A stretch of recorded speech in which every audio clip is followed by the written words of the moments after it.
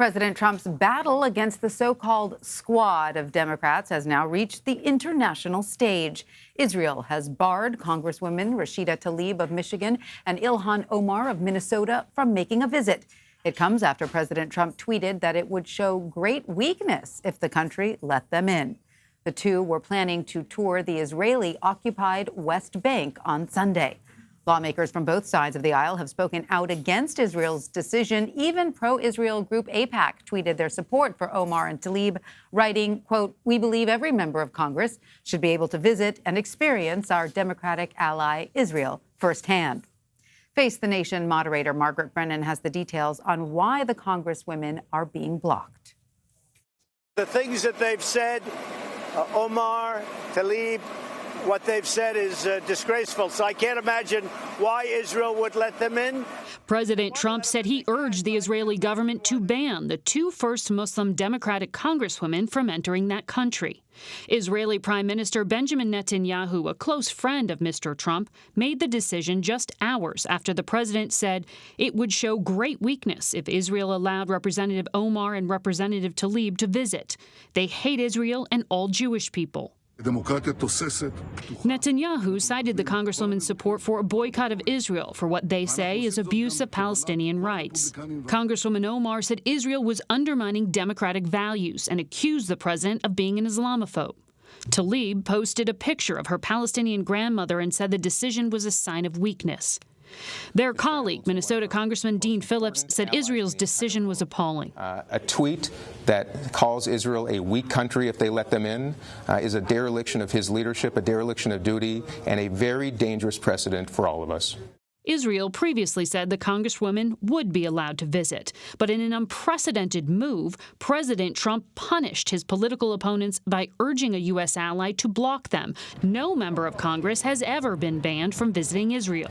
Dan Shapiro was U.S. ambassador to Israel. And it's hard to understand exactly what changed in the last 3 or 4 weeks, other than pressure from President Donald Trump because of his decision to treat these members of Congress as foils for his brand of divisive racist politics. Why did Israel stop the Congresswomen from traveling? A combination of things. President Trump has been in a months-long feud with these controversial freshman Democrats, the so-called squad, and he has labeled them the face of the Democratic Party. For Benjamin Netanyahu, it's also political. He's within a month of a very close election, and he has campaigned on the strength of his relationship with President Trump. This public pressure forced his hand. Tanya? Margaret Brennan, thank you. Dan Raviv joins me now from Washington. Welcome, Dan. Israel has traditionally had strong ties to the Democratic Party here in the United States. So tell us about the position Prime Minister Benjamin Netanyahu is in and why he would side with President Trump on this. Well, first thing is that the Netanyahu side claims that it wasn't caving in to President Trump, that the Israelis made their own decision after they examined what the intended itinerary was going to be for the two Congresswomen on what they had labeled as their visit to Palestine.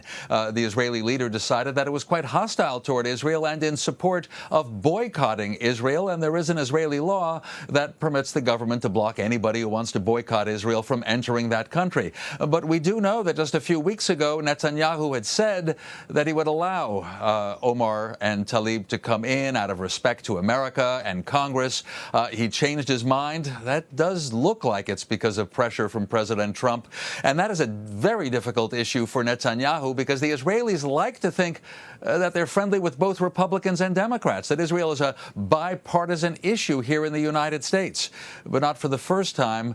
Netanyahu has found himself with the Republicans who are praising him for blocking these two Congresswomen, and the Democrats are divided. You get people like Speaker Nancy Pelosi putting out a statement that she loves Israel, but this was something that disappointed her, and that it shows, in fact, that Israel is not strong. It's a weakness to block people from coming. Tanya. And so, Dan, tell us why the trip the Congresswomen had planned to the West Bank would have been historic.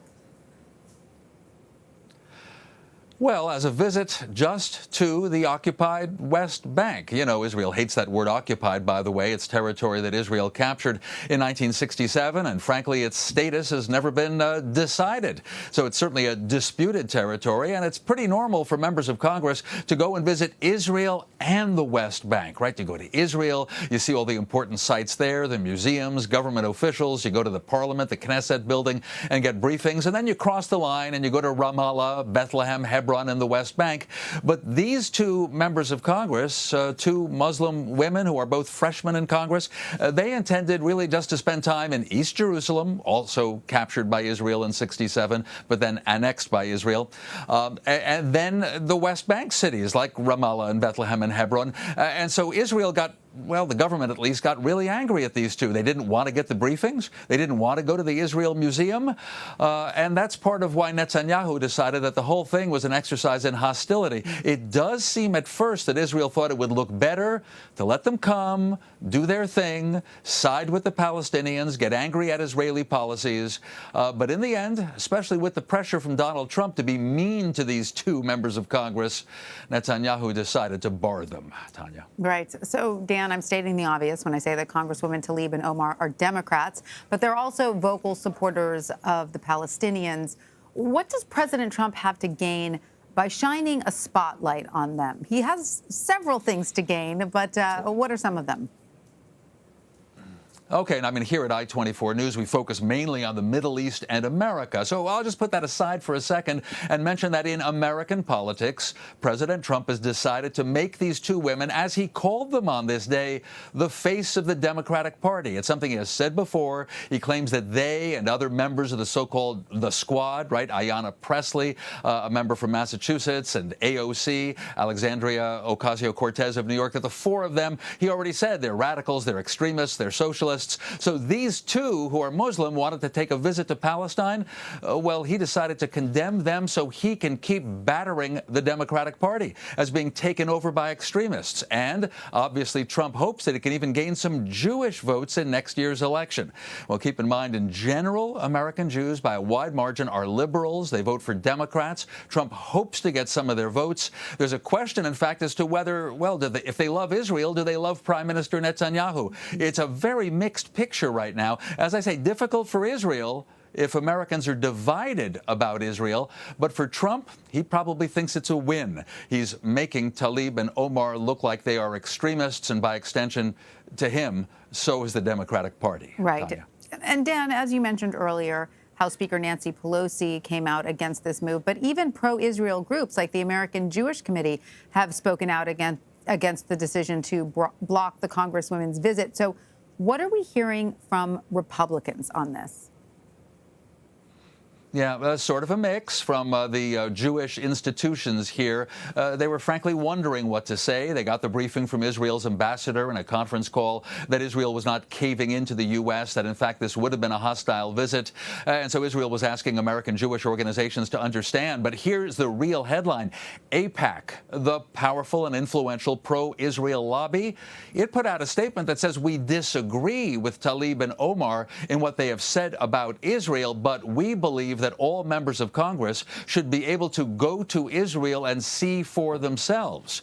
Now, again, there was a bit of a problem because Tlaib and Omar, it turned out, didn't want to visit Israel. They just wanted to visit East Jerusalem and the West Bank. But still, that was AIPAC clearly saying it disagreed with Prime Minister Netanyahu's decision and disagrees with President Trump. We don't often see that happening from the lobby group AIPAC. Tanya. Absolutely. Dan, Raviv, we thank you so much for your insight.